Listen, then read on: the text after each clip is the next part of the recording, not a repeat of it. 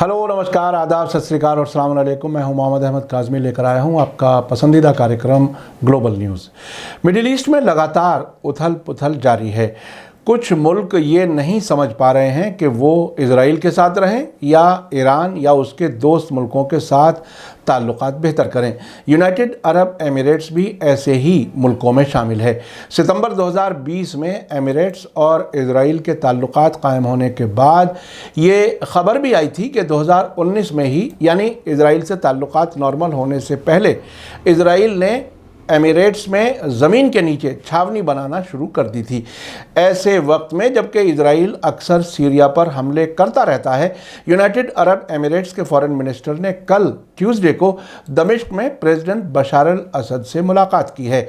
अब से पहले सऊदी अरब और एमिरेट्स बशार अल असद के ख़िलाफ़ टेररिस्ट ग्रुप्स दाइश और जबहतुन नुसरा को सपोर्ट करते रहे हैं, लेकिन असद को हुकूमत से हटा पाने में नाकाम होने के बाद अब वही अरब मुल्क सीरिया से ताल्लुकात बेहतर करने की कोशिश करते दिख रहे हैं।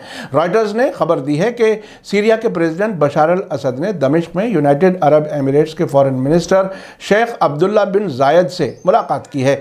बिन जायद 2011 से शुरू हुई सिविल वॉर के बाद से दमिश्क का दौरा करने वाले पहले बड़े अमीराती जिम्मेदार हैं। पहले यूनाइटेड अरब एमिरेट्स उन इलाकाई मुल्कों में से एक था जिसने सीरिया जंग में असद मुखालिफ लड़ाकों को सपोर्ट किया था, लेकिन अब सीरिया सरकार के जरिए मुल्क के अक्सर हिस्से पर फिर से कब्जा किए जाने के बाद अरब मुल्कों, खासतौर से सऊदी अरब, जॉर्डन और मिस्र जैसे मुल्क असद सरकार के साथ ताल्लुकात बेहतर कर रहे हैं। सीरिया के प्रेसिडेंट ऑफिस से जारी बयान के मुताबिक ट्यूसडे को हुई मीटिंग में एमिरेट्स और सीरिया के लीडर्स ने दो तरफा ताल्लुकात और कारोबारी साझेदारी को मजबूत करने के लिए नए इम्कानात की तलाश पर चर्चा की। बयान में कहा गया है कि फॉरेन मिनिस्टर बिन जायद अमीराती अफसरों के एक सीनियर डेलीगेशन को लीड कर रहे थे।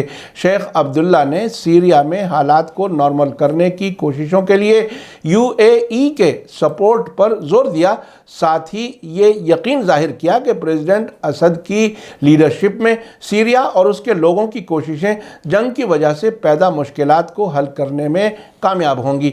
असद ने सीरिया के लिए अपने सही और बामकसद रुख के लिए यूएई की तारीफ की। पिछले महीने अमीराती फाइनेंस मिनिस्ट्री ने कहा था कि दुबई एक्सपो 2020 में दोनों मुल्कों के फाइनेंस मिनिस्टर्स की मुलाकात के बाद तिजारत और कारोबारी कोऑपरेशन बढ़ाने के लिए दोनों ने रजामंदी जाहिर की है। यूएई के जरिए 2018 के आखिर में दमिश्क में अपनी एम्बेसी फिर से खोलने के बाद से दोनों मुल्कों के बीच ताल्लुकात धीरे धीरे फिर से नॉर्मल हो रहे हैं। मार्च 2019 में बिन जायद ने कहा था कि यूएई का इरादा ये यकीनी बनाना है कि सीरिया अरब इलाके में लौट आए। एमिरेट्स ने सीरिया को अरब लीग में फिर से शामिल करने की अपील भी की है। पिछले महीने असद ने जॉर्डन के किंग अब्दुल्ला II के साथ फ़ोन पर बात की थी, जिन्हें ख़ास अमरीकी दोस्त समझा जाता है। मुलाकात से पहले एमिरेट्स के फॉरेन मिनिस्टर का दमिश्क हवाई अड्डे पर सीरिया के फॉरेन मिनिस्टर फैसल मिक़दाद ने खैर मकदम किया। सीरिया के प्रेसिडेंट के साथ एमिरेट्स के फॉरेन मिनिस्टर की मुलाकात को अरब मीडिया ने काफ़ी कवरेज दी है। मीडिया रिपोर्ट्स में बताया गया है कि एमिरेट्स के फॉरेन मिनिस्टर ने सीरिया के प्रेसिडेंट के साथ मुलाकात के दौरान अरब लीग में सीरिया की वापसी और सीरिया को डिप्लोमेटिक तौर से अकेलेपन से बाहर निकालने के बारे में चर्चा हुई है। दमिश्क में बशार अल असद से मुलाकात करने के बाद एमिरेट्स के फॉरेन मिनिस्टर जॉर्डन की राजधानी ओमान चले गए, जहां उन्होंने डिप्टी फॉरेन मिनिस्टर एमन अस-सदफी से मुलाकात की। आपको याद दिला दूं कि 2011 में अरब लीग में सीरिया की मेंबरशिप खत्म किए जाने के साथ ही यूएई समेत कई अरब मुल्कों ने दमिश्क से अपने एम्बेसडर्स को वापस बुला लिया था। बाद में एमिरेट्स ने 2019 में दमिश्क में अपनी एम्बेसी फिर से खोल दी। साथ ही आपको बता दूं कि 1980 से 1988 के दौरान इराक ईरान जंग के वक्त सीरिया अकेला अरब मुल्क था जो ईरान का सपोर्ट कर रहा था। उस वक्त सीरिया के प्रेसिडेंट हाफिज अल असद थे, जो मौजूदा प्रेसिडेंट बशार अल असद के वालिद थे। 2011 में सीरिया में दाइश और जुबहतुन नुसरा जैसे टेररिस्ट ग्रुप्स के जरिए बशार अल असद सरकार को उखाड़ फेंकने की कोशिश में अमेरिका, इजराइल, तुर्की और सऊदी अरब जैसे मुल्क शामिल थे। सीरिया में दाइश और दूसरे टेररिस्ट ग्रुप्स ने मुल्क के बहुत बड़े हिस्से पर कब्जा कर लिया था, लेकिन बाद में रूस, ईरान और लेबनान के हिजबुल्लाह ने सीरिया की फौज के साथ मिलकर आतंकवादियों को उखाड़ फेंका। शुरू में बशार अल असद सरकार को जो मुल्क हटाना चाहते थे, अब वही अरब मुल्क सीरिया से ताल्लुकात बेहतर करने का काम कर रहे हैं। ये देखना काफ़ी अहम होगा कि क्या एमिरेट्स के फॉरेन मिनिस्टर आपस में दोनों मुल्कों के ताल्लुकात बेहतर करने आए थे या इजराइल के किसी प्लान पर काम करने के इरादे से दमिश्क पहुंचे थे।